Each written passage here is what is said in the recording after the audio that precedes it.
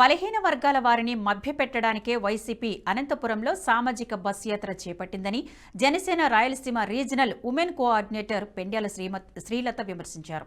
ఆమె జనసేన పార్టీ కార్యాలయంలో మీడియాతో మాట్లాడారు. సీఎం జగన్ తన సామాజిక వర్గానికి న్యాయం చేసుకుంటే బీసీ, ఎస్సీ, ఎస్టీలందరికీ న్యాయం జరిగినట్లేనా అంటూ ఆమె ప్రశ్నించారు. రాష్ట్ర అభివృద్ధి గురించి చెప్పుకునేందుకు ఏమీ లేక పవన్ కళ్యాణ్ వ్యక్తిగత జీవితం గురించి మాట్లాడుతున్న సీఎం జగన్ కు ప్రజలు బుద్ధి చెప్పే రోజులు దగ్గరలోనే ఉన్నాయన్నారు. అంగన్వాడీల గోడును ఆలకించమని స్త్రీ శిశు సంక్షేమ శాఖ మంత్రి ఉషశ్రీ చరణ్కు హితవు పలికారు. సామాజిక బస్సు యాత్ర వైఎస్ఆర్సీపీ తరపున బీసీ, ఎస్సీ, ఎస్టీ నాయకులు చేశారు.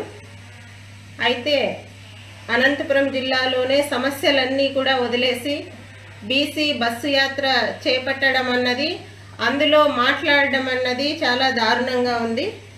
ఒకవైపు జగన్మోహన్ రెడ్డి గారు భీమవరంలో ఆయనకు సమస్యలు ఏమీ లేనట్టు ప్రతి మీటింగ్లోనూ మా అధ్యక్షులు పవన్ కళ్యాణ్ గారి పెళ్లిళ్ళ గురించి ఇంకా ఇప్పటికీ ఒక 12 సంవత్సరాల నుంచి కూడా ఇదే మాట్లాడుతున్నారు.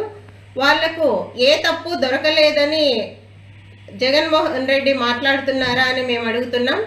అయినా వ్యక్తిగత విమర్శలు చేయడమే రాజకీయం అనుకుంటే అది ఆయన విజ్ఞతకే వదిలేసి ఈరోజు ప్రజా సమస్యల పైన మాట్లాడే నాయకులు వైసీపీ తరఫున లేకుండా పోయారని మేము జనసేన పార్టీ తరఫున ఇప్పటికైనా ప్రజా సమస్యలు పట్టించుకోవాలని వైసీపీ నాయకులకు తెలియజేసే ప్రయత్నం చేస్తున్నాం. నిన్న అనంతపురంలో బీసీ సాధికార యాత్ర అని చేస్తున్నారు. రాయలసీమలో ఉమ్మడి 4 జిల్లాలకు సంబంధించి 52 అసెంబ్లీ సీట్లు ఉన్నాయి.